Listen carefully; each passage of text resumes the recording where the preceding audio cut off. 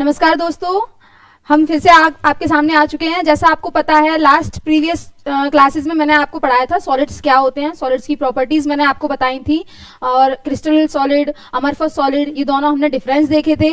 ठीक है, अब आप ये बताइए, हर एक चीज मैंने आपको बताया था, हर चीज आपकी मैटर से बनी हुई होती है, पर मैटर से भी छोटे पार्टिकल्स होते हैं, एटम। ठीक है, तो जो भी आपका आसपास का एनवायरनमेंट, पार्टिकल, कोई भी एलिमेंट्स आप अगर लोगे तो वो सारे जो भी पार्टिकल्स होते हैं वो एटम से बने हुए होते हैं। तो किस तरीके से किसी भी स्ट्रक्चर में, किसी भी एलिमेंट्स में एटम फिट होते हैं, ये सारी चीजें हम देखेंगे। तो मैंने आपको बताया था, जैसे अमरफस हमारे लिए ज्यादा इंपॉर्टेंट नहीं है, सीयूईटी के बेसिस पे अगर देखा जाए तो क्रिस्टल सॉलिड जो है हमारे आता है, इसे हम डीप में पढ़ रहे हैं, और उसी के आज हम स्ट्रक्चर के बारे में देखेंगे कि स्ट्रक्चर क्या होता है उसका, किस तरीके से उसमें जो है आपके एटम अरेंज होते हैं, किस तरीके से उसमें एटम आपके कंबाइन होते हैं, किस तरीके की उनकी पैकिंग एफिशिएंसी रहती है। तो ये सारी चीजें हम डिस्कस करेंगे। ठीक है, तो आज का टॉपिक मेन है आपका स्ट्रक्चर ऑफ क्रिस्टल सॉलिड। अब जैसा आपको पता है, हर किसी चीज की अपनी एक यूनिट होती है। यूनिट का मतलब होता है कि वो सबसे छोटा पार्टिकल वो किससे मिलकर बना हुआ है, किस तरीके से उसमें पार्टिकल्स अरेंज हैं, किस तरीके से अरेंजमेंट हो रहा है। तो वो सारी चीजें डिपेंड करती हैं आपकी। अरेंजमेंट अगर पर्टिकुलर होगा तो आपका एक लैटिस फॉर्म हो जाता है, एक पूरा के पूरा क्रिस्टल फॉर्म हो जाता है। ठीक, तो क्रिस्टल लैटिस के बारे में देखेंगे हम।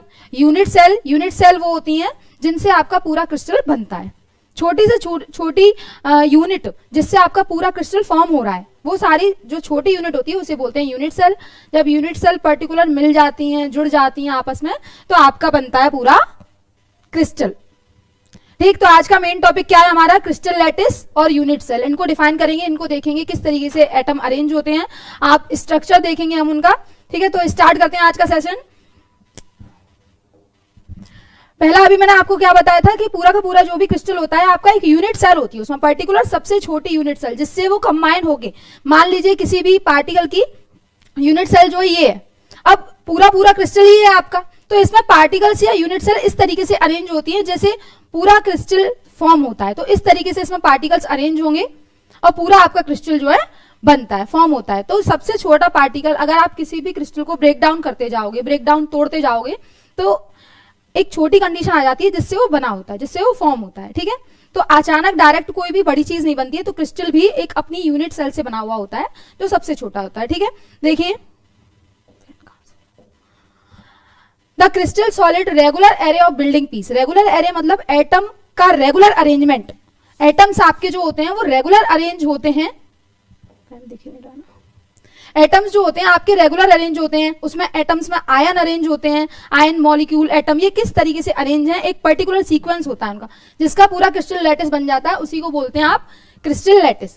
अब क्रिस्टल लैटिस में जो एटम्स और आयन मॉलिक्यूल जो होते हैं वो क्या होते हैं, उन्हें बोलते हैं आप यूनिट सेल, जिनसे मिलकर पूरा क्रिस्टल बना होता है। ठीक, तो यूनिट सेल क्या होता है, स्मॉलेस्ट कंपोनेंट, छोटे से छोटी आपकी क्रिस्टल लैटिस की सबसे छोटी फॉर्म होती है यूनिट सेल।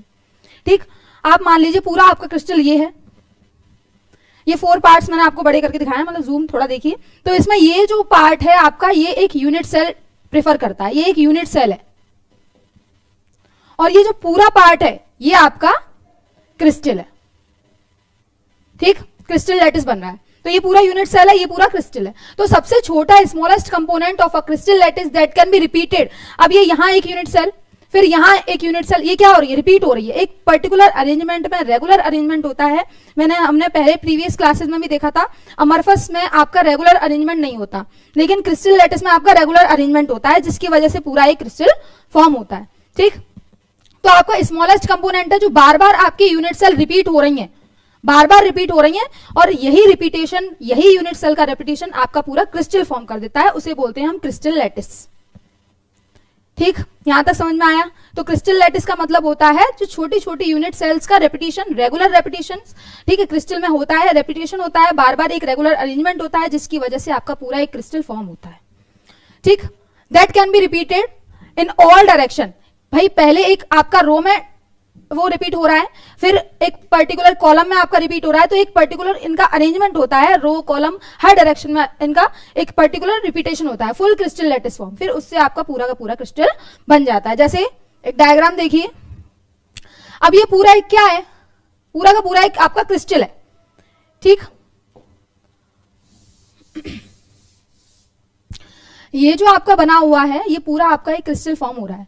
अब यहां आपने देखा एक, ये जो है मान लीजिए इस तरीके का कोई क्रिस्टल है, लेकिन उसमें पर्टिकुलर जो रेपिटेशन हो रहा है वो आपकी इस शेप का हो रहा है, ये आपका एक क्रिस्टल है, ठीक है। तो ये जो है आपका पूरा तो क्रिस्टल लैटिस है, ये लैटिस है, पूरा क्रिस्टल लैटिस बन रहा है, लेकिन इसमें ये जो ये पार्ट है ये आपका एक यूनिट सेल है, ठीक है। तो यूनिट सेल क्या होती है, आपकी एक पर्टिकुलर अरेंजमेंट, सबसे छोटी इकाई होती है एक तरीके से, ठीक है। आप ये बोल सकते हैं सबसे छोटी इकाई जिससे आपका पूरा क्रिस्टल या लैटिस फॉर्म हुई है आपकी, ठीक है, पूरा का पूरा जो क्रिस्टल बना हुआ है। तो ये आपका एक पर्टिकुलर यूनिट सेल है। फिर ये एक यूनिट सेल, अगेन नीचे भी आपकी एक यूनिट सेल है, इसके पीछे भी आपकी एक यूनिट सेल है, 3D स्ट्रक्चर है। तो हर डायरेक्शन में, पीछे आगे, ठीक है, हर डायरेक्शन में जो है आपका एक यूनिट सेल रिपीट हो रही है, जिसकी वजह से आपका पूरा का पूरा क्रिस्टल फॉर्म हो रहा है। और ये जो पॉइंट्स होते हैं इन्हें बोलते हैं आप लैटिस पॉइंट। क्या बोलते हैं, लैटिस पॉइंट। तो यूनिट सेल में भी लैटिस पॉइंट्स होते हैं। आप यूनिट सेल है, ये देखिए,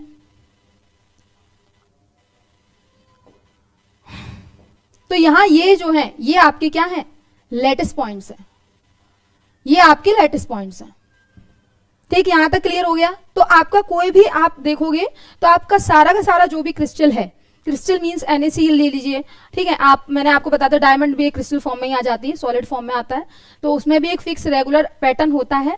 प्रीवियस आप देखो उठा के, तो उसमें मैंने आपको प्रॉपर्टीज बताई हैं किस तरीके से अमरफस और क्रिस्टल एक दूसरे से अलग हैं, ठीक है। अमरफस क्या होता है और क्रिस्टल क्या होता है वो मैंने आपको बताया। तो आपके माइंड में ये सेट होना चाहिए कि भाई जो क्रिस्टल होते हैं उनमें एक पर्टिकुलर रेगुलर अरेंजमेंट होता है किसी भी बॉन्ड का। बॉन्ड जो होता है आप पर्टिकुलर, उनमें हमने देखा था अमरफस और क्रिस्टल में एक पर्टिकुलर अरेंजमेंट चलता है, ये लॉन्ग रेंज ऑर्डर होते हैं, जबकि अमरफस सॉलिड जो होते हैं वो शॉर्ट रेंज ऑर्डर होते हैं। तो वही चीज है यहाँ पे भी। तो जो क्रिस्टल या क्रिस्टल पूरे के पूरे आपके क्रिस्टल में अगर आप देखोगे तो एक जो यूनिट सेल होती है तो उनके शेप या डायरेक्शन जो होते हैं, जो भी चीजें हैं वो फिक्स रहती हैं। पर्टिकुलर एक पूरे क्रिस्टल में आपको सेम तरीके की यूनिट सेल मिलेंगी, उनका फिक्स रेपिटेशन हो रहा होगा, तो वही आपकी पूरा का पूरा क्रिस्टल जो है फॉर्म करती है। मेन डिफरेंस देख लेंगे अब हम, भाई क्रिस्टल लैटिस किस तरीके से अलग है, यूनिट सेल क्या है, क्रिस्टल लैटिस क्या है, ये आपको मेन तो पता चल गया होगा कि किस तरीके से दोनों चीजें आपकी अलग हैं, ठीक है। यूनिट सेल आपकी एक छोटी इकाई होती है, जबकि क्रिस्टल आपका एक पूरा। जब यूनिट सेल रिपीट हो जाती है तो उसके बाद जो आपका क्रिस्टल बनता है उसे बोलते हैं क्रिस्टल लैटिस, ठीक है। तो आप इसमें डिफरेंस देख लेंगे हम लोग। Orderly 3 dimension arrangement of atoms. Orderly मतलब एक पर्टिकुलर डायरेक्शन होता है इनका, हर डायरेक्शन में सेम तरीके से ही रिपीट होते हैं। तो एक orderly 3 dimension arrangement of atom, atom का एक पर्टिकुलर अरेंजमेंट, ठीक है, in space is called crystal lattice. तो क्रिस्टल लैटिस में एक फिक्स अरेंजमेंट आपका जो चलता रहता है वो आपका पूरा क्रिस्टल लैटिस बनाता है, जैसे ये। तो इसमें आपका ये देखिए एक यूनिट सेल, फिर इसके पीछे भी एक यूनिट सेल है, नीचे भी एक यूनिट सेल है, यहाँ पे भी एक यूनिट सेल है, इसकी बाउंड्री पीछे की तरफ भी सेम यूनिट सेल होगी। तो फिक्स बार बार रिपीट हो रहा है वो, तो आपका एक प्रॉपर क्रिस्टल लैटिस फॉर्म हो रहा है, आप ये देख सकते हो। तो एटम्स, आयंस, इनका फिक्स और पर्टिकुलर अरेंजमेंट होता है किसी भी क्रिस्टल में। जबकि आपकी यूनिट सेल जो होती है, the smallest unit cell crystal lattice, crystal lattice जो है उसकी सबसे छोटी इकाई जिससे मिलकर वो बना हुआ है, ठीक। तो आपकी सबसे छोटी इकाई क्रिस्टल लैटिस की वो आपका क्या कहलाती है, यूनिट सेल, ठीक। ये आपका पूरा का पूरा एक फिक्स पैटर्न रिपीट करती है, बार बार रिपीट होगी तो आपका एक क्रिस्टल फॉर्म होता है। यहां तक क्लियर। ये देखिए यहां पे ये क्या है, ये आपकी एक यूनिट सेल है,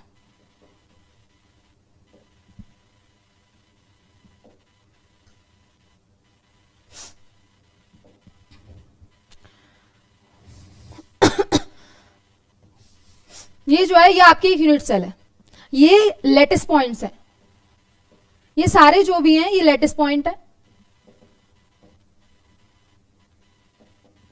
और ये जो है एक यूनिट सेल है। अब बार बार इनमें रिपीटेशन हो रहा है तो ये पूरा का पूरा आपका एक क्रिस्टल है। ये यूनिट सेल है, ये यूनिट सेल है, ये भी यूनिट सेल है, तो बार बार रिपीटेशन हो रहा है यूनिट सेल्स का, जो आपका एक क्रिस्टल फॉर्म कर रहा है। तो यूनिट सेल और क्रिस्टल लैटिस में अगर आप डिफरेंस आ जाए, पूछ ले, तो आप बता सकते हो, ठीक है। नेक्स्ट टॉपिक पे चलते हैं अब हम। भाई अब यूनिट सेल्स तो हैं, लेकिन ये किसी भी क्रिस्टल में अरेंज किस तरीके से होती हैं ये देखते हैं। ठीक है, कहाँ कहाँ एटम्स अरेंज होते हैं, कहाँ कहाँ पे नहीं होते हैं। हर एटम की अपनी अपनी सेफ स्ट्रक्चर होता है, कोई बहुत ज्यादा हार्ड होता है, जबकि कुछ कुछ एटम्स जो होते हैं, कुछ कुछ क्रिस्टल जो होते हैं सॉफ्ट से होते हैं, मतलब हल्की। तो कहीं ना कहीं उनमें सॉलिडिटी का स्यूडो सॉलिड्स होते हैं, ठीक है, तो वो अलग रहे, एमॉर्फस को स्यूडो सॉलिड बोलते हैं। तो यहाँ क्रिस्टल लैटिस में कहीं ना कहीं एटमों का अरेंजमेंट अलग अलग होता है। तो उनको 3 पार्ट्स में डिवाइड किया गया है। फर्स्ट है आपका प्रिमिटिव यूनिट सेल। इसमें हम देखेंगे कि एटम्स किस तरीके से किसी भी क्रिस्टल में, किसी भी यूनिट सेल में किस तरीके से एटम अरेंज है। सेकंड है आपका बॉडी सेंटर्स, ये भी, इसमें भी हम यही देखेंगे कि किस तरीके से एटम अरेंज है। और थर्ड है आपका फेस सेंटर। ठीक है, तो 3 टाइप्स के यूनिट सेल के टाइप्स हैं 3। फर्स्ट है आपका प्रिमिटिव, सेकंड है आपका बॉडी सेंटर। प्रिमिटिव मीन्स होता है आपका जितने भी आपके एटम्स हैं उसमें किसी भी आपके यूनिट सेल में जो एटम्स होते हैं वो आपके कॉर्नर्स पे अटैच होते हैं। ठीक है, अगर हमने देखा अभी ये जो है आपका एक यूनिट सेल है, ठीक,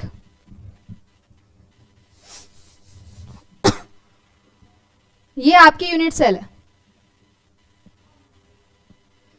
तो यहां पे जो एटम्स अटैच होंगे प्रिमिटिव यूनिट सेल में वो सिर्फ आपके बाउंड्रीज पे अटैच होंगे, कॉर्नर्स में होंगे, कुछ इस तरीके से। रूम ले लीजिए आप, या कोई भी पूरा सरफेस जो क्यूबोर्ड होता है आप वो ले लीजिए, क्यूबोर्ड, क्यूब मतलब क्यूब एक तरीके से। तो उसमें आप देखोगे आपके कमरे में कितने कॉर्नर्स होते हैं, 8, 4 नीचे और 4 ऊपर। तो 8 के 8 सरफेस पे आपके एटम्स कुछ इस तरीके से अटैच होते हैं, ओनली कॉर्नर्स पे। इनके कॉर्नर्स पे होते हैं ओनली यहां, बस इन पे 4 आगे और 4 पीछे की तरफ। तो कुछ इस तरीके से जो है अरेंजमेंट होता है। ठीक, तो 4 जो है पीछे और 4 जो है आगे। तो रूम में आप कमरे में को ले लीजिए, क्यूबोइड को ले लीजिए, सॉरी क्यूब को ले लीजिए, तो उसमें आपके 8 कॉर्नर्स होते हैं और उन 8 कॉर्नर्स पे ही आपका एटम अटैच होता है। ठीक, तो अगर एटम के आपने 8 पार्ट कर दिए, तो एटम के अगर आपने 8 पार्ट कर दिए तो 1/8 पार्ट आपका हर जगह आ रहा है। ठीक है, 1/8 पार्ट। भाई टोटल एटम आपके पास इस चीज में कितने हैं, आपके कितने कॉर्नर्स हैं, 8, तो टोटल पार्ट आपके 8 हो गए। ठीक, लेकिन हर कॉर्नर्स पे सिर्फ उसका 1 पार्ट अटैच है, तो 1/8। तो 8 से 8 कट, तो टोटल आपका कितना एटम आता है उसमें प्रिमिटिव में, 1 एटम आपका आता है। प्रिमिटिव यूनिट सेल में अगर आप देखोगे तो 8 कॉर्नर्स होते हैं और 8 कॉर्नर्स पे एटम कुछ इस तरीके से बाउंड होते हैं कि वो पूरा जब फॉर्म होता है तो सिर्फ एक एटम आपका बनता है। ठीक, देखिए ये है प्रिमिटिव। प्रिमिटिव में आपने देखा ये कुछ इस तरीके से आपकी यूनिट सेल है। अब यूनिट सेल में ये आपके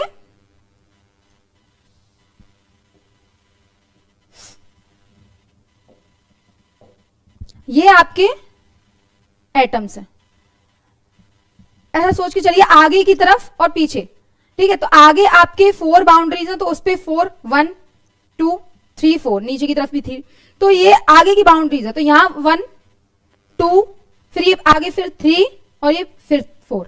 अब पीछे की तरफ दिया है, ये पीछे वाली बाउंड्रीज में 1, 2, 3 और ये पीछे की तरफ उधर भी एक 4 है यहां पे। तो टोटल आपकी 1/8, मतलब पूरा एटम में आपके 8 एटम है, लेकिन मतलब 8 छोटे छोटे पार्टिकल्स के एक एटम इस तरीके से बाउंड है कि वो सिर्फ 1/8 पार्ट ही कवर कर रहे हैं एक कॉर्नर पे। तो ऐसे हमारे पास 8 कॉर्नर्स हैं। तो जब हम देखेंगे तो इस प्रिमिटिव यूनिट सेल में ओनली आपका 1 एटम काउंट होता है, मतलब पूरा unit cell, primitive unit cell में आपका एक लैटिस जो है, एक यूनिट सेल जो है आपका 1 एटम लेती है। ठीक, नेक्स्ट आते हैं अब हम बॉडी सेंटर।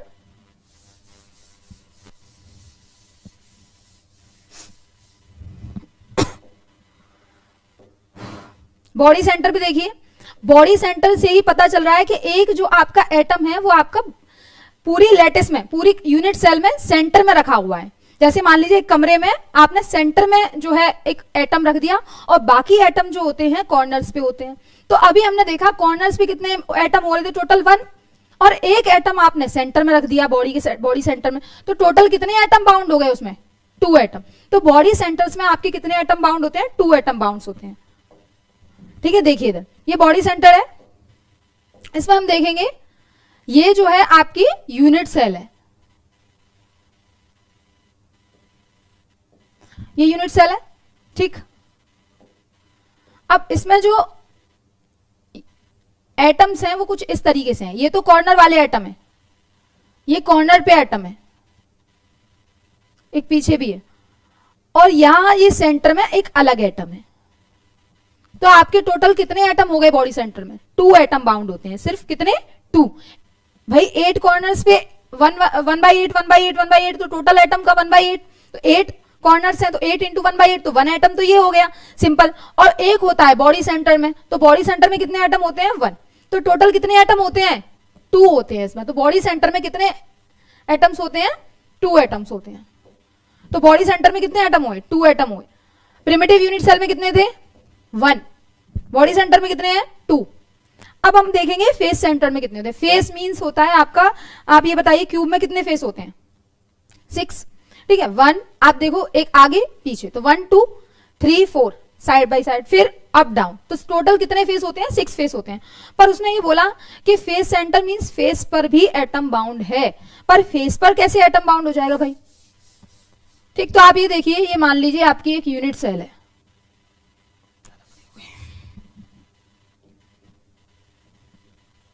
ये आपकी एक यूनिट सेल है।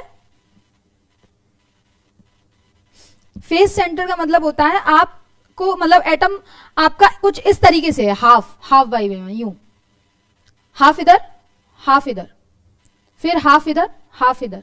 तो टोटल 6 सरफेस हैं, आप देखोगे 6 सरफेस पे हाफ हाफ हाफ हाफ, तो टोटल कितने एटम हो गए? 3 एटम तो यही हो गए, ठीक है। तो 3 एटम तो ये होते हैं, और बाकी आपके कॉर्नर्स पे भी अटैच होते हैं। तो टोटल कितने एटम बाउंड होते हैं इसमें? इसमें टोटल एटम होते हैं आपके फेस सेंटर में, यूनिट सेल में 4, ठीक है। कितने होते हैं? 4। एक बार स्ट्रक्चर देखिए, ये यूनिट सेल है,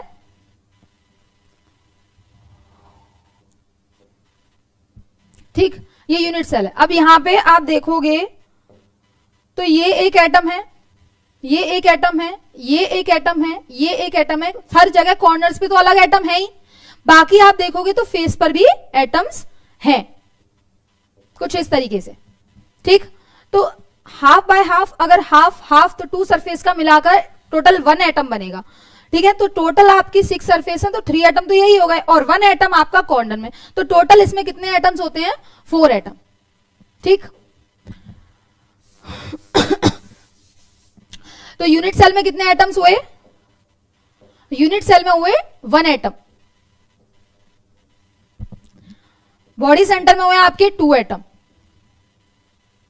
और फेस सेंटर में हुए आपके 4 एटम, ठीक। तो यूनिट सेल में कुछ इस तरीके से अरेंजमेंट होता है, किसका? एटम्स का, ठीक है। एटम्स कुछ इस तरीके से अरेंज होते हैं। क्रिस्टल लैटिस में पूरा क्रिस्टल जो बनता है आपका यूनिट सेल से बनता है। यूनिट सेल में कुछ एटम्स, आयंस, मॉलिक्यूल जो होते हैं किस तरीके से अरेंजमेंट होते हैं वो हमने देखा कि प्रिमिटिव में किस तरीके से अरेंज होते हैं, बॉडी सेंटर में किस तरीके से अरेंज होते हैं, और आपके फेस सेंटर में किस तरीके से अरेंज होते हैं। तो तीनों चीज मैंने आपको बताई। तो प्रिमिटिव में तो ओनली कॉर्नर्स पे अटैच होते हैं, जबकि हमारे पास 8 कॉर्नर्स होते हैं, तो 8 मिलाकर टोटल एटम जो बनता है वो आपका 1 एटम कंबाइन बनता है पूरा, ठीक है। जबकि बॉडी सेंटर में आपके 2 एटम्स बनते हैं, और फेस सेंटर में आपके 4 एटम बनते हैं, ठीक। अब हम देखेंगे कि पैकिंग एफिशिएंसी क्या होती है। पैकिंग जो होती है सॉलिड्स में, वो एटम्स या कोई भी आप वो ले लोगे, एटम्स जो होते हैं उसमें किस तरीके से अरेंज होते हैं, एफिशिएंसी किस तरीके से होती है। भाई अरेंजमेंट कई तरीके से हो सकता है। जैसे आप देखो कि पहले आपने बना दी एक रो, ठीक है। असेंबली वगैरह होती है स्कूल वगैरह, कॉलेज वगैरह में, तो सिंपल एक रो बना दी, लग गई, लाइन हो गई, असेंबली हो गई, ठीक।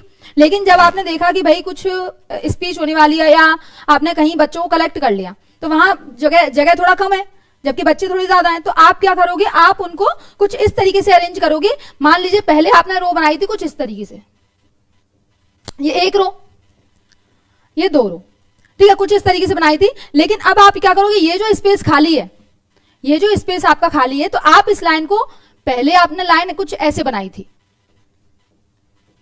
ठीक है। तो अब आप क्या करोगे? इन स्पेसों को फिल करोगे। भाई एक लाइन तो ये हो गई, फिर आप इन स्पेसों की जगह पे फिल करोगे ऐसे, तो इससे क्या होगा? इससे आपका स्पेस थोड़ा कम जाएगा। तो वही चीज हम देखेंगे किस तरीके से एटम्स या मॉलिक्यूल्स या आयंस किसी भी यूनिट सेल में, किसी भी क्रिस्टल में अरेंज होते हैं, किस तरीके से अरेंज होते हैं, ये हम देखेंगे, ठीक। तो सबसे पहला लेके चलते हैं, packing in solid 1 and 2 dimension. 1 dimension means या तो लेंथ होगी या ब्रेथ होगी या हाइट होगी, मतलब एक ही डायमेंशन होगी कोई भी। तो अभी हमने देखा यहाँ पे कि एक हम देख रहे हैं स्ट्रक्चर में कि इसमें जो एटम्स अरेंज हैं वो ओनली आपकी सिंगल लाइन में अरेंज है, एक पूरी एक यूनिट लाइन बनी हुई है बस सिर्फ। तो यहाँ 1 एटम, 2 एटम, 3 एटम, 4 एटम, तो इस तरीके से कुछ अरेंज है। तो आपने देखा यहाँ पे भाई कि कुछ जो एटम्स हैं आपके वो सिर्फ आपका 2 कोऑर्डिनेशन जो नंबर बन रहा है, कोऑर्डिनेशन नंबर का मतलब होता है कि आपका जो एटम है वो कितने एटमों से अटैच है और कितने एटम से अटैच है। तो आप देखो इधर, तो ये जो एटम है ये आपका इससे और इससे अटैच है, ये जो एटम है ये आपका इससे और इससे अटैच है, ठीक। ये जो एटम है ये आपका इससे और इससे अटैच है। तो हमने देखा कि कोऑर्डिनेशन नंबर जो बन रहे हैं इसमें सिर्फ 2 ही बन रहे हैं, मतलब आप 1 डायमेंशन में अगर आप देखोगे सॉलिड का जो अरेंजमेंट होता है वो ओनली 2 कोऑर्डिनेशन नंबर शो करता है, मतलब एक सिंगल लाइन लगी होती है, इसके ऊपर कोई भी डायमेंशन नहीं होती है, ओनली 1 डायमेंशन है ये। तो आपने देखा इसमें कोऑर्डिनेशन नंबर जो होगा वो 2 होता है, ठीक। एक बार इस स्टेटमेंट को पढ़ लेते हैं। इन 1 dimension close packing, close packing मतलब पार्टिकल एकदम क्लोजली पैक है, कहीं भी उसमें जगह नहीं है। क्रिस्टल लैटिस हार्ड होते हैं, हम शुरू से पढ़ते आ रहे हैं, तो इसमें कहीं भी मतलब स्पेस नहीं होगा। तो क्लोज पैकिंग है। स्फीयर्स आर अरेंज इन रो, मतलब रो में अरेंज किया है आपने। एडजेसेंट एटम, एडजेसेंट मतलब साइड बाय साइड कांटेक्ट में रखकर, ठीक है, कांटेक्ट विद ईच अदर, एक दूसरे के कांटेक्ट में। In the coordination number is defined as the number 2, यहाँ स्पेस 2 लिखना, हाँ, number of the nearest neighbour particle, मतलब अपने जो कोऑर्डिनेशन नंबर का मतलब क्या होता है कि भाई कोई एटम है आपका वो कितने से अटैच है, तो वो उसका कोऑर्डिनेशन नंबर है। तो अपने नियरेस्ट पार्टिकल या नेबर पार्टिकल से अटैच होते हैं।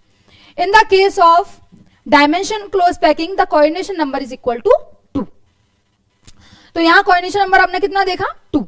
तो 1 डायरेक्शन में जब हम चलेंगे, मतलब किसी भी एक एटम को या किसी जो पार्टिकल्स होते हैं आपके एटम्स जो होते हैं, अगर मैं उन्हें रो में अरेंज करूंगी तो आप देखोगे कि उसमें कोऑर्डिनेशन नंबर जो है 2 ही आता है, क्योंकि 1 डायमेंशन है, हम कहीं और तो नहीं ले जा सकते, उसकी ब्रेथ नहीं बढ़ा सकते, सिर्फ लेंथ है उसकी, ठीक है। तो रो में मैंने अरेंज किए हैं एटम, तो इसमें कोऑर्डिनेशन नंबर जो है वो 2 है, ठीक। अब नेक्स्ट पे आते हैं। 2 डायमेंशन में अगर हम देखें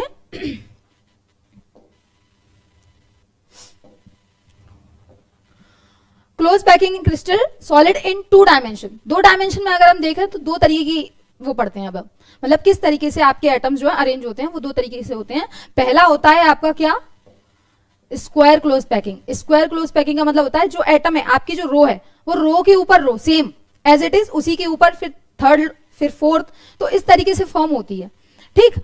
तो आप स्क्वायर क्लोज पैकिंग का मतलब होता है जो भी आपकी एक रो है पर्टिकुलर वो फिक्स होगी, एक के ऊपर एक अरेंज होती है, तो एक स्क्वायर लैटिस बन जाता है पूरा। जबकि हेक्सागोनल में अभी हम देखेंगे किस तरीके से अरेंज होता है कि कहीं भी अगर वॉइड है, मतलब स्पेस है, तो एटम वो वहां अरेंज होगा, ठीक है। तो सबसे पहला लेके चलते हैं स्क्वायर क्लोज पैकिंग। ये क्या होता है, सबसे पहले इसे देख लीजिए। In 2 dimension close packing row of close packed spheres are stacked to obtain 2 dimension. 2 dimension मतलब होता है जिसमें लेंथ भी हो, मतलब रो हो, और एक कॉलम भी हो। तो इसी के ऊपर मैंने अरेंज कर दिए, तो एक जो है 2 डायमेंशन हो गई, ये लेंथ ये ब्रेथ। तो 2 डायमेंशन अरेंजमेंट में देखेंगे हमने 2 तरीके की लैटिस देखनी है। सबसे पहला है आपका स्क्वायर क्लोज पैकिंग और सेकंड है आपका हेक्सागोनल क्लोज पैकिंग, ठीक। तो सबसे पहले लेके चलते हैं स्क्वायर क्लोज पैकिंग। ये क्या होती है भाई, जैसे अभी मैंने आपको बताया कि अभी 1 डायमेंशन में क्या था, एटम्स जो थे सिर्फ एक रो में अटैच थे, एक रो में कंबाइन थे, लेकिन यहां मैंने एक कॉलम बना दिया, मतलब एक रो के ऊपर दूसरी रो, फिर से रो, फिर से रो, तो एक कंबाइंड स्ट्रक्चर बन गया आपका। और सेम सिस्टम में ही अरेंज किया है, जिस तरीके से अरेंज है मैंने सेम उसी के ऊपर एज इट इज पुट कर दिए हैं। तो यहां आप देखोगे, यहां आप देखोगे कि ये एक एटम है, यहां ये एक पूरी रो बन रही है आपकी 1 डायमेंशन में, लेकिन आपने इसको एज इट इज पुट कर दिया एक और बार 2nd डायमेंशन में, दूसरे में। तो है ए टाइप। ए टाइप का मतलब होता है फिक्स पैटर्न है इसका भी और सेम इसका भी, भाई एज इट इज आपने पुट किए हैं ना, तो ए टाइप का बनता है ये, ठीक। तो एज इट इज पुट है, आपने ये देखा। तो अभी हमने 1 डायमेंशन देखा था, कोऑर्डिनेशन नंबर कितना था, 2। कोऑर्डिनेशन नंबर 2 क्यों था, क्योंकि उसमें सिंगल रो में अटैच हो रहे थे और वो अपने उसके जो नेबर्स एटम थे वो सिर्फ 2 थे, ठीक है। लेकिन इसमें अगर हम देखेंगे तो कोऑर्डिनेशन नंबर जो होगा वो आपका, आप इस वाले क्रिस्टल को ले लीजिए, आप इस एटम को ले लीजिए। तो आपने इस एटम को लिया, कितने एटम से अटैच है, 1 2 3 4, कितने एटम से अटैच है, 4। तो इसका कोऑर्डिनेशन नंबर जो होगा वो क्या होगा, 4 होगा। ठीक है, तो ये एक तरीके से स्क्वायर क्लोज पैकिंग कहलाती है, क्योंकि इन सारे कॉर्नर्स को अगर मैं मिला दूं तो एक स्क्वायर तरीके की लैटिस जो है फॉर्म होती है, मतलब एक स्क्वायर पूरा वो बन जाता है अगर मैं सारे उनको ज्वाइन कर दूं तो इनका जो कोऑर्डिनेशन नंबर है वो कितना है, 4 है। In such arrangement each sphere is in coordination number with 4 other sphere. तो इसमें क्या होता है कि एटम जो होता है आपका वो अदर 4 एटम से अटैच होता है, तो इनका जो कोऑर्डिनेशन नंबर होता है वो आपका 4 होता है। ठीक, hence it is coordination number is 4। और इनको ए टाइप इसलिए बोलते हैं क्योंकि सेम अरेंजमेंट है, नीचे भी आपने सेम लिया है और ऊपर भी आपने same as it is put कर दिए हैं, तो इनका अरेंजमेंट भी सेम है, तो इसलिए ए टाइप भी बोलते हैं इनको। नेक्स्ट है आपका हेक्सागोनल।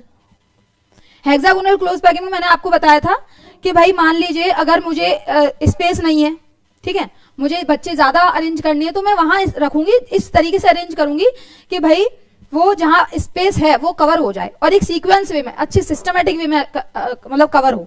तो आप देखो इसमें मैंने क्या किया, पहले आपने एक रो ऐसे बिठा दी, फिर अब आपको जो सेकंड रो बिठानी है वो आप इन स्पेसों में बिठाओगे, यहां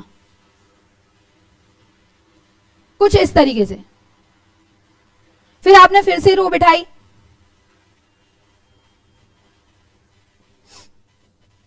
तो ये सिस्टम चलता है इसमें। अब क्या था यहाँ पे जो हमने देखा कि इसमें क्या था, आपने अरेंजमेंट कुछ इस तरीके से कर दिया कि आपका जो स्पेस था वो फिल हो गया। ठीक, तो यहाँ पे हमने देखा भाई आप इसका कोऑर्डिनेशन नंबर देखो, आप किसी भी एक एटम को उठा लीजिए, इसको उठा लीजिए, तो आप इस एटम को देखो कितने से अटैच है, कितने इसके साथी हैं आसपास के, तो इसके साथी 1 2 3 4 5 6 हैं और ये एक शेप बना रहे हैं कुछ इस तरीके से, ये एक शेप बन रही है पूरा हेक्सागोन। ठीक है ये दोनों 2 डायमेंशन में, लेकिन थोड़ा थोड़ा कहीं ना कहीं अरेंजमेंट अलग है। तो यहां हम बोलेंगे इसको ये ए टाइप और ये बी टाइप, फिर से ए टाइप, इसके ऊपर जो होगा वो बी टाइप, तो इनको बोलते हैं A B type, A B है, मतलब अरेंजमेंट थोड़ा सा अलग है, हमने एज इट इज सेम उसके ऊपर वो सेम फिक्स तरीके से रो फिक्स नहीं की है, इस वजह से कहीं ना कहीं अरेंजमेंट अलग है। ठीक, तो इसमें हेक्सागोनल बोलते हैं इसको, हेक्सागोनल क्लोज पैकिंग क्यों, क्योंकि इसके कोऑर्डिनेशन नंबर जो होते हैं आपके 6 होते हैं, 6 एटम अटैच होते हैं इससे अलग अलग, और एक हेक्सागोन जो शेप है वो लाते हैं इसमें, जबकि आपके 4 अटैच होते हैं तो एक स्क्वायर फॉर्म बनता है। तो कोऑर्डिनेशन नंबर हमने देखा। ठीक है, पीछे हमने क्या देखा कि भाई किस तरीके से आपके जो है, हमने देखा भाई पैकिंग जो होती है आपकी एटम्स या मॉलिक्यूल आयन की किसी भी सॉलिड में वो किस तरीके से होती है, किस तरीके से वो अरेंज होते हैं। तो 1 डायमेंशन हमने पढ़ा, 1 डायमेंशन में क्या था, एक पूरा एक रो है जिसमें जो आपका कोऑर्डिनेशन नंबर है वो 2 है। ठीक है, सेकंड हमने देखा आपका कि सेकंड में ये था 2 डायमेंशन में किस तरीके से अटैच होते हैं, किस तरीके से अरेंज होते हैं। तो 2 डायमेंशन में आपके 2 तरीके होते हैं, पहला है आपका क्या, स्क्वायर क्लोज पैकिंग हेक्सागोन। तो स्क्वायर में मैंने आपको बताया कि एक एटम जो होता है वो अदर 4 एटम से अटैच होता है, इसलिए इसको स्क्वायर फॉर्म बन जाती है, तो स्क्वायर क्लोज पैकिंग। और हेक्सागोन में आपका जो एटम होता है वो 6 अदर एटमों से अटैच होता है, तो आपकी हेक्सागोन में जो है 6 वो बन जाती है हेक्सागोन शेप की। ठीक, यहां तक क्लियर हुआ। 2 डायमेंशन में हमने देखा, 2 डायमेंशन में हमने 3 वो पढ़ी, एक तो 1 डायमेंशन हमने देखा सॉलिड जो है किस तरीके से अटैच अरेंज होते हैं, तो हमने 1 डायमेंशन में देखा सिंगल रो थी, 2 डायमेंशन में हमने देखा तो एक स्क्वायर सॉलिड स्पेस पढ़ा हमने और एक हमने हेक्सागोनल पढ़ा। लेकिन अब हम देखेंगे 3 डायमेंशन में, तो 3 डायमेंशन में एटम किस तरीके से अरेंज होते हैं। ठीक है, तो 3 डायमेंशन में अगर हम देखेंगे तो एटम्स आगे तो थे लेकिन उसके पीछे भी एटम्स, मतलब उसकी लेंथ ब्रेथ और हाइट तीनों चीजें होती हैं उसमें। पीछे अगर मैं यहां एक एटम पुट कर रही हूं तो सेम इसके पीछे भी होंगे, सेम इसी डायरेक्शन में, तो इसकी जो पीछे की विड्थ है वो बढ़ती चली जाती है। ठीक, तो ये 3 डायमेंशन बन जाता है, जैसे इस डायग्राम में दिया हुआ है, ये एटम है। ठीक है, ये मान लीजिए फर्स्ट आपका पहला सेफ है, ये आगे का फेस है, इसके पीछे एटम है, फिर पीछे है, फिर पीछे है, तो इस तरीके से एक 3D स्ट्रक्चर जो है फॉर्म होता है पूरा। ठीक, in this kind of close packing the second layer is placed over the first. मैंने बताया ना अभी, जैसे फर्स्ट लेयर है उसके पीछे एक, फिर पीछे एक, फिर पीछे एक, तो बार बार एक तरीके से बार बार आप रेपिटेशन करोगे तो उसकी विड्थ बढ़ेगी, जिससे आपका एक 3D स्ट्रक्चर फॉर्म होता है। ठीक, layer in such a way that sphere of the upper layer are exactly above the first layer. First layer उसके जस्ट ऊपर आपने सेकंड लेयर, फिर थर्ड लेयर, तो विड्थ उसकी बढ़ेगी। तो कुछ इस तरीके से जो है स्ट्रक्चर आपका सामने आता है 3D स्ट्रक्चर में। आपके एटम्स जो होते हैं वो कुछ इस तरीके से अरेंज होते हैं। 3 dimension close packing from 2 dimension hexagonal. अभी हमने देखा था उसमें क्या था, अगर मैं सेम दो चीज पढ़ी थी हमने अभी, एक होता है स्क्वायर और एक पढ़ा था हमने हेक्सागोनल। तो स्क्वायर में हमने पढ़ा था सेम एज इट इज, आपने जो रो ली है या कॉलम जो भी लिया है तो आपने सेम उसी को फिक्स कर दिया उसके अपर, फिर उसके अपर, तो बार बार सेम रेपिटेशन आप फिक्स कर रहे हो, ये चीज आपने हमने देखी थी, ये फिक्स कर रहे हो। लेकिन अब 3D स्ट्रक्चर में सेम अरेंजमेंट है, एटम आपके सेम अरेंज है, लेकिन कहीं ना कहीं अब पीछे भी एटम शिफ्ट हो रहे हैं, तो आपने एक लेयर ली और इसके ऊपर फिक्स कर दी, फिर एक लेयर ली फिर इसके ऊपर फिक्स कर दी, तो बार बार आप इसके ऊपर फिक्स करोगे तो वो इस तरीके से अरेंज हो जाता है, तो इसको बोलते हैं स्क्वायर में ही, मतलब बार बार इसकी जो कोऑर्डिनेशन ये है, तो स्क्वायर एक पूरा का पूरा लेटिस बन जाता है, सेम इस तरीके से अरेंज होते हैं एटम्स। और हेक्सागोनल में क्या होता है, मैंने आपको बताया था, हेक्सागोनल में ये ए टाइप, ये बी टाइप, फिर से ए, फिर से बी, तो ये जो एटम्स हैं ये आपके कुछ इस तरीके से अरेंज है। लेकिन अब मैंने क्या किया, इनको थोड़ा शिफ्ट कर दिया, एटम्स को मैंने इस तरीके से अरेंज कर दिया, इनके स्पेस में मैंने फिल कर दिया, तो वो ए बी कुछ इस तरीके से अरेंजमेंट हो जाता है, जो कि आपका 3D में कुछ इस तरीके का दिखता है। ये भी 3D स्ट्रक्चर है और ये भी 3D स्ट्रक्चर है। In this kind of close packing, a second layer similar to the below layer is placed in such a way that the sphere of the second layer are placed in the depression. Depression means होता है जहां पे आपका खाली जगह, ठीक है, तो उस जगह में आपने कुछ इस तरीके से फिल किया है, तो जो पार्टिकल्स कहीं ना कहीं, मान लीजिए एक कमरे में आ रहे थे 10 लोग, अब आपने इस तरीके से अरेंज कर दिए कि उसमें पार्टिकल्स आ गए थोड़े ज्यादा, मतलब कमरे में लोग आ गए थोड़े ज्यादा, तो इस तरीके से आपने कुछ अरेंजमेंट किया जिससे आपके एटम्स की संख्या जो थी उसमें बढ़ गई। ठीक, यहां तक था। नेक्स्ट देखेंगे अब हम कि वॉइड्स मीन्स होता है खालीपन। जिंदगी में आज बहुत लोगों की खालीपन है, तो इनमें भी थोड़ा थोड़ा है, ठीक है, तो वॉइड्स मतलब होता है खालीपन। ये जो स्पेस होते हैं ये कहीं ना कहीं आपके यहाँ पे एटम नहीं है, ठीक है, कहीं ना कहीं खाली है, तो इन्हीं को बोलते हैं वॉइड्स। पर हर वॉइड्स जो है सेम आपका खाली नहीं होता, यहाँ पे आप एक स्क्वायर फॉर्म बन रही है आपकी उसकी, जबकि यहाँ आपकी एक ट्रायंगुलर शेप बन रही है, ठीक है। तो ये वॉइड्स पढ़ेंगे अब हम कि वॉइड्स मतलब किस तरीके के होते हैं। आपने अरेंजमेंट हमने पढ़े, तो अरेंजमेंट जब एटमों का अलग अलग है तो कहीं ना कहीं उनमें वॉइड्स भी अलग अलग जो है स्ट्रक्चर देंगे, किस तरीके से उसमें खाली स्पेस है वो होते हैं वॉइड्स। तो वॉइड्स क्या होते हैं, voids literally means gap between the constituent particle, पार्टिकलों के बीच में जो गैप्स होता है उसे बोलते हैं आप voids. And solid state means the vacant space, vacant मतलब खाली, ठीक है। तो वैकेंट स्पेस जो होता है बिटवीन द कॉन्स्टिट्यूएंट पार्टिकल, इन दोनों पार्टिकलों के बीच में, इन दोनों पार्टिकलों के बीच में, इन चारों पार्टिकलों के बीच में, तो इन कॉन्स्टिट्यूएंट पार्टिकलों के बीच में जो गैप होता है उसी को हम बोलते हैं वॉइड। ठीक, 2 डायमेंशन में अभी हमने देखा था, पहला पढ़ा था हमने स्क्वायर और सेकंड पढ़ा था हमने हेक्सागोन, तो इन दोनों में भी कहीं ना कहीं वॉइड्स फॉर्म होते हैं। Packing hexagonal close packing we see empty space, तो हमें कहीं ना कहीं एम्प्टी स्पेस दिख रहा है, ये एम्प्टी स्पेस हमें कहीं ना कहीं दिख रहा है, इसमें भी कहीं ना कहीं ये एम्प्टी स्पेस है। तो ये जो पार्टिकल्स होते हैं आपके, जो एटम्स होते हैं, उनके बीच में जो स्पेस होता है उसी को वॉइड्स बोलते हैं, ठीक है। तो these empty space are called voids. And in case of hexagon, अगर मैं हेक्सागन में देखूं तो these voids are triangular shape, तो इन्हीं को एक हेक्सागन में अगर हम देखेंगे तो देखिए ट्रायंगुलर शेप बन रही है, एक ट्रायंगुलर शेप बन रही है, जबकि इसमें अगर हम देखें तो एक स्क्वायर शेप बन रही है, ठीक है। तो वॉइड्स हो गई चेंज, इधर शेप अलग थी, इधर शेप अलग थी, क्योंकि आपने अरेंजमेंट अलग कर दिया, ठीक है। स्क्वायर में अरेंजमेंट अलग था, जबकि हेक्सागोन में आपका अरेंजमेंट अलग था, तो अरेंजमेंट अलग, वॉइड्स की फॉर्म अलग, ठीक। In case of hexagonal packing these voids are triangular shape and are known as the triangular voids. तो अभी हम वॉइड्स पढ़ेंगे कि वॉइड्स होते किस तरीके के हैं।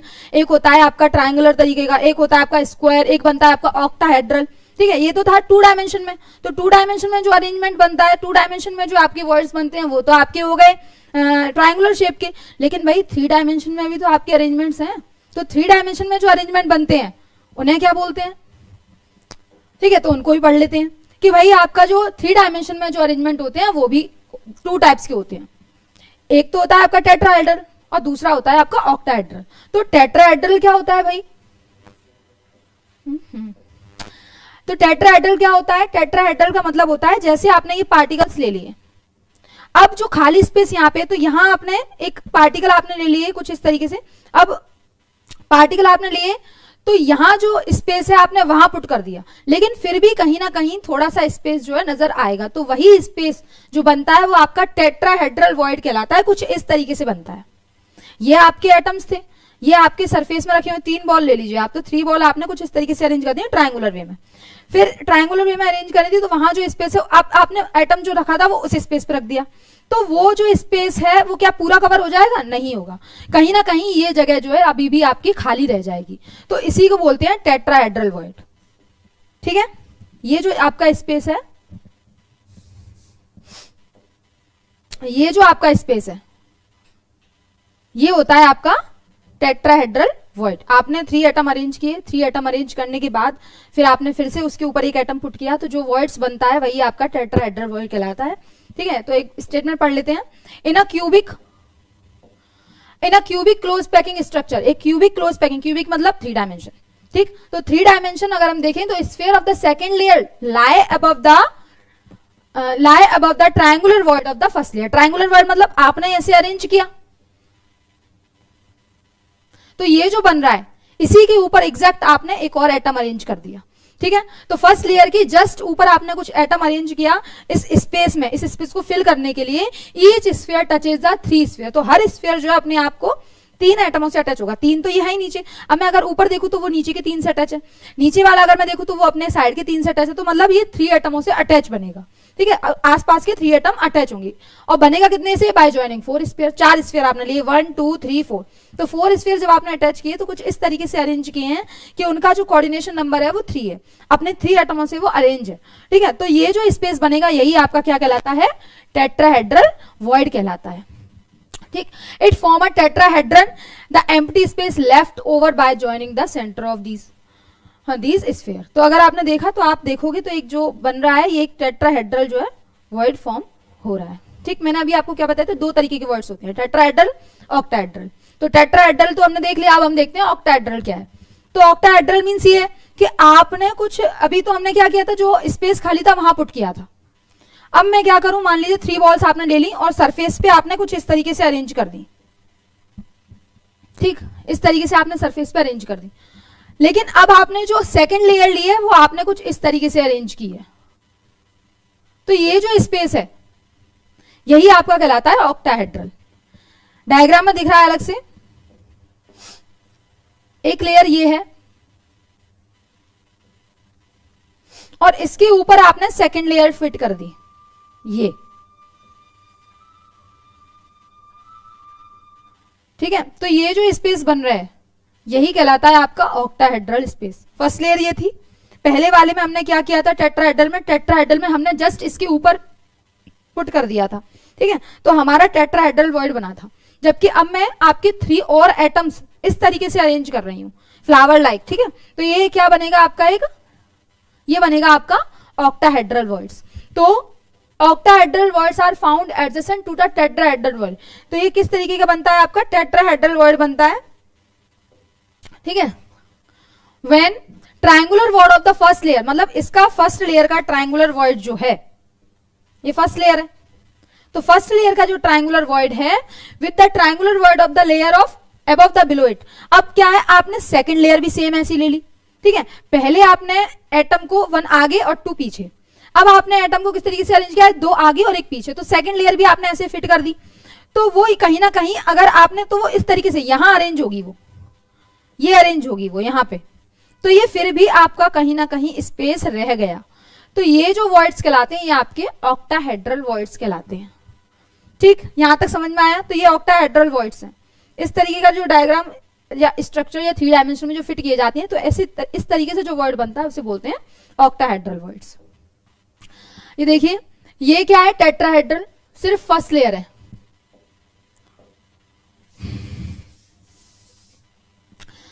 ये आपकी फर्स्ट लेयर है, तो फर्स्ट लेयर में जो वर्ड बन रहा है उसे बोलते हैं टेट्राहेड्रल वर्ड। अब मैंने इसके ऊपर पुट कर दिया, इधर देखिए, ये आपकी फर्स्ट लेयर थी, ये आपकी फर्स्ट लेयर थी। अब इसके ऊपर मैंने अरेंज किया ये एक और, तो ये अभी भी स्पेस बाकी है, तो इसे बोलते हैं ऑक्टाहेड्रल। ठीक है, तो ये अलग से पता पड़ रहा है, आप डायग्राम देख के समझ सकते हो कि ये जो स्ट्रक्चर है ये तो हो गया आपका, ये जो वर्ड्स है वो होते हैं आपके टेट्राहेड्रल, और ये जो वर्ड्स होते हैं वो होते हैं आपके ऑक्टाहेड्रल। ये जूम करके दिखा देती हूं मैं आपको। ठीक है, इधर देखिए, तो ये टेट्राहेड्रल वॉइड है, ये टेट्राहेड्रल वॉइड्स है, ठीक है। ये जो स्पेस बन रहा है बीच में यही आपका टेट्राहेड्रल है, जबकि यहां आपका ये ऑक्टाहेड्रल है।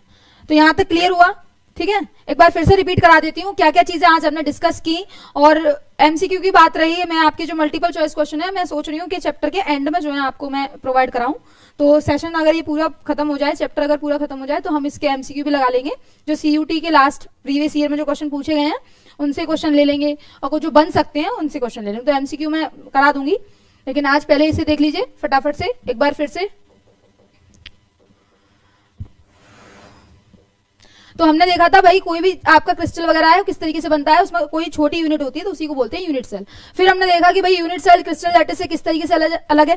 तो यूनिट सेल सबसे छोटी इकाई होती है, जबकि क्रिस्टल लैटिस आपका जब पूरा यूनिट सेल कवर्ड हो जाती है, बन जाती है, पर्टिकुलर अरेंजमेंट होता है आपका, रेगुलर सीक्वेंस में चलती है, तो आपका एक क्रिस्टल लैटिस फॉर्म होता है, ठीक। तो यूनिट सेल होती है उसकी क्रिस्टल लैटिस की छोटी इकाई। फिर हमने डिफरेंस देखा, ये आपका एक क्रिस्टल है और ये आपका एक यूनिट सेल है और ये आपकी पूरी की पूरी क्रिस्टल है। एक फिक्स अरेंजमेंट रिपीट हो रहा है बार बार, तो एक क्रिस्टल फॉर्म हो रहा है। फिर हमने देखा, ये मैंने बताया था आपको, फिर हमने देखा कि किसी भी आपकी यूनिट सेल में किस तरीके से एटम जो है अरेंज होते हैं। प्रिमिटिव में आपका एक एटम आता है, बॉडी सेंटर में आपके 2 एटम आते हैं और फेस सेंटर में आपके 3 एटम आते हैं। ये क्वेश्चन बन जाता है कि भाई ये कितने एटम्स होते हैं, तो आपको याद होना चाहिए, मतलब ठीक है, कि प्रिमिटिव में कितने होते हैं, बॉडी सेंटर में कितने होते हैं। ये स्ट्रक्चर बताया था मैंने आपको, ठीक है। पर्टिकुलर मैंने आपको बताया था एटम जो होते हैं 1 डायमेंशन में तो इस तरीके से अरेंज होते हैं, उसमें कोई भी लेंथ ब्रेथ हाइट मतलब कुछ एक डायमेंशन होती है सिर्फ, और उनका कोऑर्डिनेशन नंबर जो होता है वो 2 होता है, वो अपने 2 एटमों से अटैच होते हैं, ठीक है। और 2 डायमेंशन मैंने आपको बताया था 2 तरीके की पैकिंग होती है उसमें, एक होती है स्क्वायर क्लोज, एक होती है हेक्सागोनल। तो स्क्वायर क्लोज पैकिंग में कुछ इस तरीके से होता है और हेक्सागोन में इस तरीके से होता है, यहाँ पे अटैच होते हैं, ठीक है। ये स्क्वायर है, ये हेक्सागन है। इसमें क्या है, स्क्वायर क्यों बोलते हैं, क्योंकि मैंने अभी आपको बताया था 4 एटम अटैच होते हैं, एक स्क्वायर शेप बनती है, जबकि हेक्सागन में 6 एटमों से अटैच होता है एक single unit cell, single atom, ठीक है। तो हेक्सागन शेप बनती है। फिर मैंने आपको बताया 3D डायमेंशन में किस तरीके से अरेंजमेंट होता है। तो 3D डायमेंशन में एक लेयर थी, उसके पीछे तो मतलब विड्थ बढ़ती चली जाती है। तो 3D डायमेंशन में कुछ इस तरीके से होता है, लेकिन अभी इनके बीच में भी कहीं ना कहीं स्पेस होता है, तो उन्हें बोलते हैं वॉइड्स। वो किस तरीके से फॉर्म होते हैं, तो 1 डायमेंशन में अलग तरीके के वॉइड्स होते हैं और 3 डायमेंशन में अलग तरीके के होते हैं। तो 2 डायमेंशन में कुछ इस तरीके के वॉइड है, इन्हें बोलते हैं ट्रायंगुलर वॉइड्स, ठीक है। और 3 डायमेंशन में जो होते हैं आपके 2 तरीके के वर्ड्स होते हैं, टेट्राहेड्रल और ऑक्टाहेड्रल, ठीक। तो यहां तक आज पूरा सेशन हमने कवर किया। सारे जो इंपॉर्टेंट टॉपिक्स थे वो मैंने आपको बताए। यहाँ से कहीं ना कहीं आपको क्वेश्चन जरूर मिलेगा, तो इस सेशन को जरूर ध्यान से देख लें आप, और एमसीक्यू वगैरह मैं प्रोवाइड करा दूंगी आपको। Thank you. जो भी आपको डाउट हो वो आप बताइए।